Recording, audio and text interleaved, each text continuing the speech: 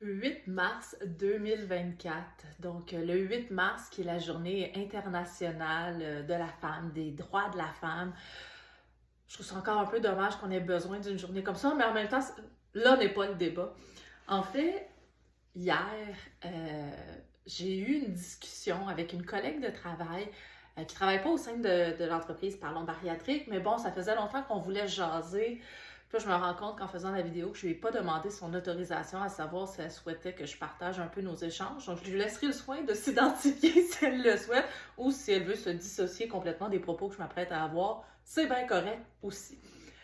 Mais en fait, tout ça pour dire que on a eu une discussion qui peut paraître, en fait, qui est encore tabou, même en 2024. Puis j'avais le goût de le partager, bien que ça ne soit pas spécifiquement sur la chirurgie bariatrique. Donc, c'est peut-être le temps d'arrêter le visionnement si la place de l'entreprise puis de ce que ça peut offrir éventuellement vous intéresse un peu moins. C'est très correct aussi. C'est correct de venir chercher uniquement ce que vous avez besoin sur la page, des besoins, des trucs, des astuces concrètes, des produits chouchous, c'est très correct. Mais si vous avez le goût d'en découvrir un petit peu plus globalement sur ce qu'on offre, ce qu'on veut offrir, ben justement, continuer le visionnement. Donc, en fait, ma collègue et moi, on parlait de modèle d'affaires. Comme pas un sujet justement très, très sexy. Modèle d'affaires quand on est non seulement dans les soins de la santé, mais aussi comme femme. Donc, même si l'entreprise Parlons Bariatrique, c'est Christian et moi, mais oui, il y a encore quelque chose d'un peu, oui, tabou quand il est question d'affaires, d'argent. Parce que même si ça part fondamentalement d'un désir d'aider, donc quand on choisit d'être en nutrition spécialement, en fait, tout professionnel de la santé, il y a une composante de relation d'aide. En nutrition, il y a la composante très, j'ai le goût de dire, médicale, mais aussi tout ce qui est relationnel à la nourriture, relation à l'image corporelle. Donc, on avait la discussion, puis les deux, on n'a pas toujours notre langue dans notre poche. Donc, bref, on y allait allègrement. Je vais quand même tenter d'avoir des propos politically correct. Mais sur le fait que fondamentalement, la bienveillance est au cœur de l'intervention. Donc, à quelque part, toutes les nutritionnistes sont les hommes et femmes, dans ce cas-ci, évidemment, sont fondamentalement bienveillantes parce qu'elles désirent aider. Mais que quand on est en pratique privée, ben, il y a cette espèce de dichotomie, cette bataille-là interne aussi entre ben, vouloir aider, créer des services qui répondent à des besoins, mais aussi vivre de notre métier, faire en sorte à quelque part qu'on est capable, oui, de nous aussi payer notre hypothèque, payer notre voiture, payer des vacances à notre famille. Et donc, qu'il y a comme quelque chose, des fois, qui est un peu tabou derrière ça, mais qu'en bout de ligne, ça n'enlève rien à la bienveillance derrière le tout. Et, ben, nécessairement, on se disait, ben, la composante d'être authentique derrière tout ça, d'être vrai, pas dans l'accusation ici, mais justement, la collègue avec qui je travaille, elle aussi a une spécialité très... J'aime utiliser le terme niché.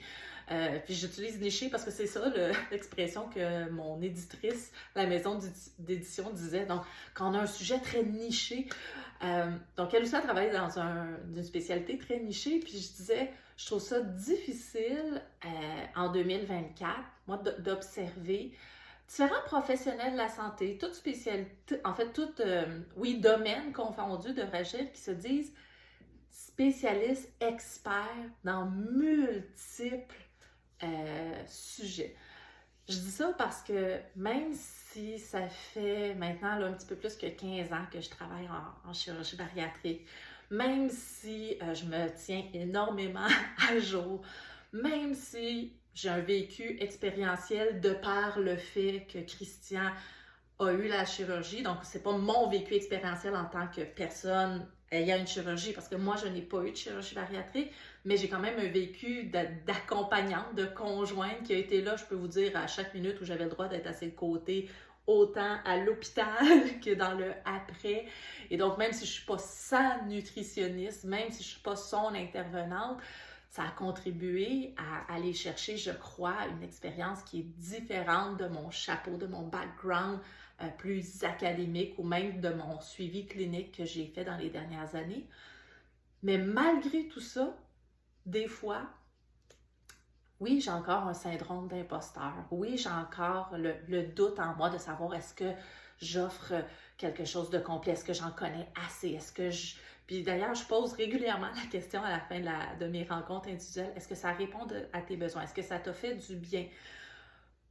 Pas tant, en partie peut-être, oui, il faudrait explorer pour me rassurer, mais pour m'assurer que la personne qui est au cœur de la rencontre, c'est-à-dire la personne qui vient chercher de l'aide, repart outillée, repart des fois avec des astuces très concrètes, des fois des explorations plus philosophiques, quand des fois on a des sujets, ça peut être assez élargi, c'est pas pour rien, souvent je dis que oui, je suis nutritionniste, mais que je me considère énormément comme une éducatrice en chirurgie bariatrique, dans le sens que je couvre plus large que l'assiette.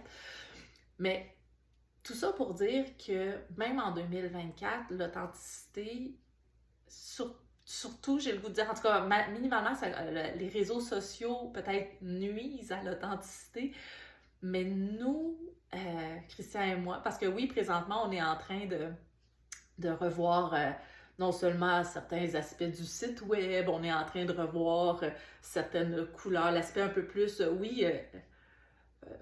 le look si on veut, mais en même temps, une des valeurs, parce que bon, quand on a parti l'entreprise, on voulait surtout maintenir une offre de service, faire en sorte qu'il n'y avait pas de prix de service avec la clientèle que je suivais déjà.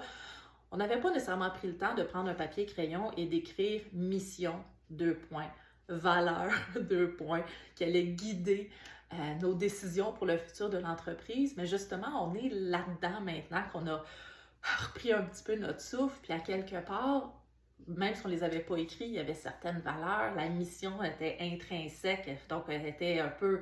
Il a suffi de mettre les bons mots, mais à quelque part, on savait tous les deux ce qu'on voulait offrir, mais parmi les valeurs qu'on a retenues, c'est l'authenticité, en ce sens qu'on veut que ça soit vrai.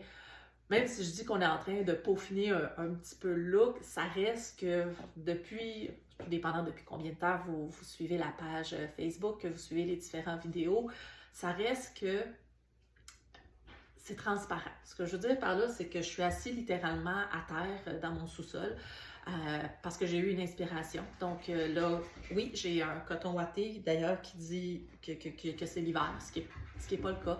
J'ai les cheveux qui ont l'air de tout ça. En cette journée internationale de la femme, je suis pas plus maquillée que d'habitude, c'est-à-dire de façon extrêmement exceptionnelle, à des moments spécifiques. Probablement que le chien va apparaître d'ici quelques secondes dans la vidéo parce qu'il se demande vraiment pourquoi je parle seule ici. Mais quand je parle d'authenticité, ça ne dilue pas le professionnalisme derrière ce qu'on a créé et ce qu'on veut créer. Parce que bien qu'au début, quand on a vraiment lancé l'entreprise, c'était Evelyne, nutritionniste, la chirurgie bariatrique, parlons-en, par Evelyne. Il y avait cette composante-là parce que ça allait être moi, l'intervenante, la seule et unique. Et on allait justement faire de notre mieux. Mais rapidement, d'autres personnes ont levé la main pour dire « Hey, j'ai le goût de participer à ce que vous voulez faire. » Puis l'équipe est en train de s'agrandir. Puis oui, c'est excitant. Puis là, je veux pas faire des annonces trop officielles parce que j'ai pas encore le hockey de tout le monde. Puis on est en train de finaliser des signatures. Mais oui, il y a des belles choses qui s'en viennent. Là, vous le savez, ça c'est déjà annoncé. Bon, on a un premier atelier pilote avec une kinésiologue justement pour le plaisir de bouger. Par où commencer? Comment l'intégrer?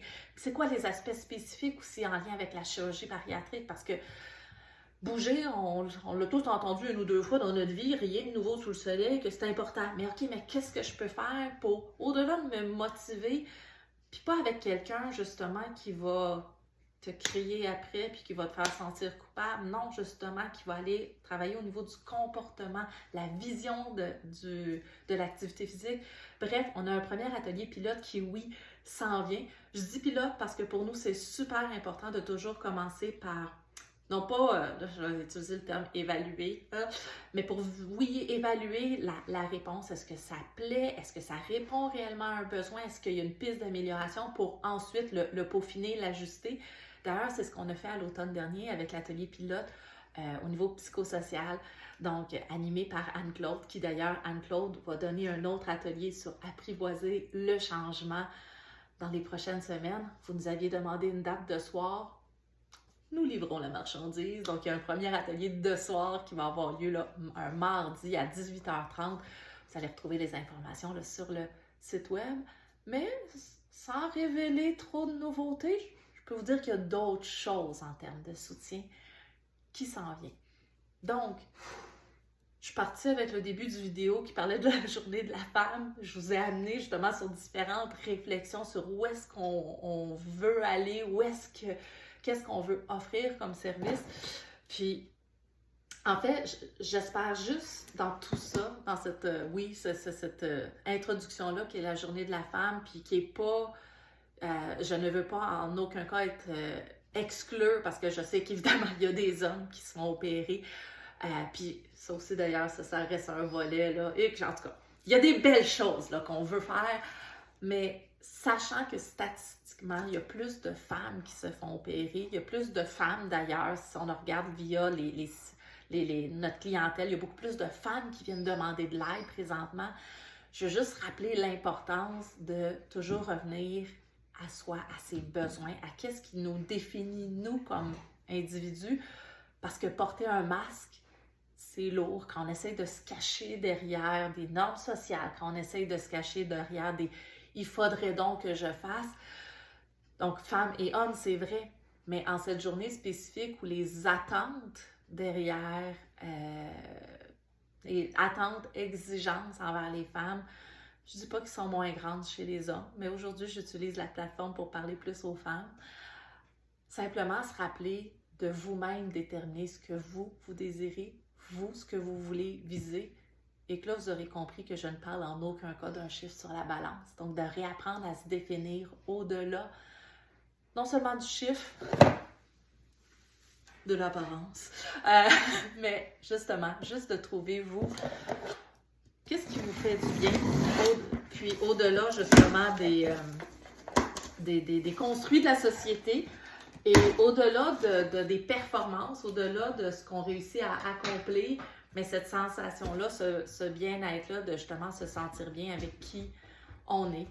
Et bref, tout ça pour dire qu'en fait, je me suis perdue dans plein de choses que j'avais le goût de jaser aujourd'hui, mais que vu que je m'étais comme installée initialement pour vous dire que, hey, dans la découverte de soi, ben, j'en profite. Pour vous dire que hier, justement, pendant que je parlais à ma collègue, parce qu'au début, je suis partie avec cette idée-là, quand je parlais avec ma collègue, je parlais justement de modèle d'affaires, d'authenticité, mais de comment faire en sorte, justement, que chacun s'y retrouve. Ben, j'en ai profité pour aller à la maison d'édition. Donc, je suis allée rechercher d'autres livres. Donc, au fond, c'était ça que initialement, je faisais un unboxing. J'ouvrais simplement ce que je suis allée chercher hier, puis ben, mon esprit est parti sur une direction, puis j'avais le goût de le partager. Fait que c'est ça qui s'est passé. Puis vu que c'est la journée de la femme, ben j'ai décidé que j'avais le droit. Hey! Donc, si jamais il y a des services, des produits que vous pensez qui peuvent vous aider dans votre parcours de la chirurgie bariatrique, ben n'hésitez pas à nous l'écrire. On n'est pas en train de dire qu'on est capable de répondre comme ça, parce que créer des services, mais aussi trouver la bonne personne pour y répondre, c'est pas toujours facile. Tantôt, je parlais, des fois, moi, de mon propre syndrome de l'imposteur en nutrition, en chirurgie bariatrique. J'ai entendu plusieurs fois des personnes me dire, j'en ai vu des nutritionnistes avant, ou même des fois sur les réseaux sociaux, on le dit, je l'ai vu, la nutritionniste, là, j'ai pas besoin d'autre aide. J'ai souvent tendance à dire à ce moment-là, mais est-ce que c'était la bonne intervenante pour toi? Puis c'est vrai en nutrition, c'est vrai en kinésiologie, vous avez eu des entraîneurs dans le passé, c'est vrai au niveau des intervenants psychosociaux. Donc, de trouver la bonne personne pour offrir le bon service, c'est ça qui n'est pas toujours évident. Donc, d'avoir confiance, oui, dans le processus, mais de garder courage de trouver le bon accompagnement par la bonne personne au bon moment, ben c'est aussi ça. Donc, que ce soit justement quand Laurence a levé la main, c'est porté volontaire pour se joindre. Laurence, notre autre nutritionniste au sein de l'équipe, justement, quand elle a levé la main pour dire « Hey, moi, j'ai le goût, justement, d'avoir cette spécialité-là unique aussi, qui est la chirurgie. » Puis elle a dit « Je suis prête à m'investir, c'est ça que je veux faire. » Que ce soit Anne-Claude, justement, quand elle a dit « Hey, moi aussi, je veux me joindre à l'équipe. » Quand on a justement kinésiologue qui a levé la main pour dire « Hey, je pense que je peux apporter quelque chose, moi aussi. » Et peut-être d'autres personnes qui se joindront à nous bientôt. Oui, faites confiance, mais faites-vous confiance à savoir, hey, ça se peut-tu que j'avais peut-être pas la bonne personne, la bonne ressource au bon moment. Ne perdez pas cette lueur d'espoir-là, parce qu'il y a de l'accompagnement qui existe, puis il y en a encore plus qui va s'en venir dans les prochaines semaines, prochains mois. Donc, n'hésitez pas à l'écrire si vous trouvez qu'il y a quelque chose de supplémentaire qui pourrait vous aider. Bonne journée!